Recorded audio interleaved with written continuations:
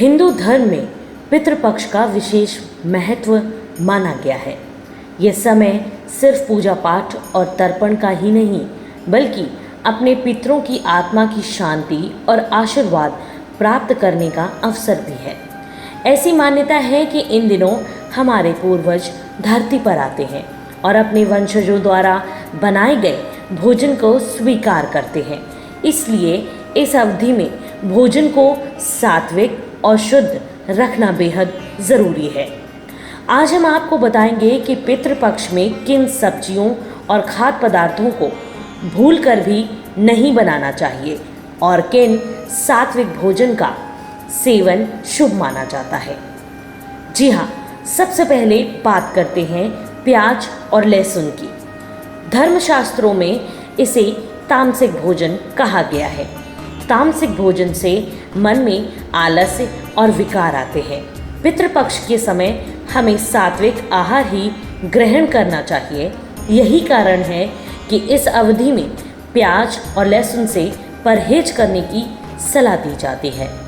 दूसरा है करेले का सेवन। जी हाँ, करेले को वैसे तो स्वास्थ्य के लिए अच्छा माना जाता है, लेकिन पितृपक्ष में इसे खाने की मनाही है। शास्त्रों में उल्लेख है कि करेले की कड़वाहट अशुभ फल देती है और पितरों की आत्मा इसे स्वीकार नहीं करती। तीसरा है आलू और अरबी जैसी जड़ वाली सब्जियां। पितृपक्ष में जड़ वाली सब्जियों को वर्जित माना गया है। आलू और अरबी भारी और तामसिक होती हैं, जिससे भोजन की पवित्रता कम हो जाती है।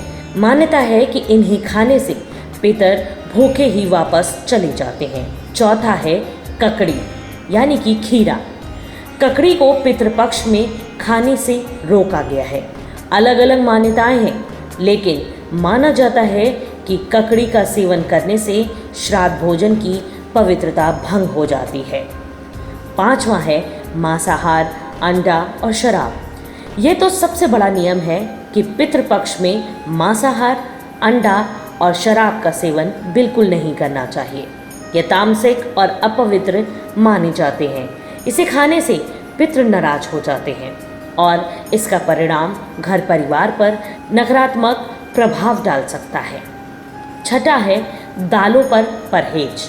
मसूर की दाल, चना और काली उड़द की दाल को इस दौरान नहीं खाना चाहिए। इन दालों को तामसिक माना गया है और श्राद्ध के समय इन्हें वर्जित किया गया है।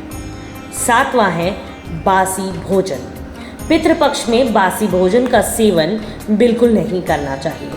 पितरों के लिए तैयार भोजन हमेशा ताज़ा और सात्विक होना चाहिए। तो चलिए अब इसी के साथ यह भी जान लेते हैं कि इन दिनों किस तरह का भोजन करना शुभ माना जाता है। जी हाँ, लौकी, कद्दू, पालक, गाजर, इन सब्जियों को सात्विक और पवित्र माना जाता है।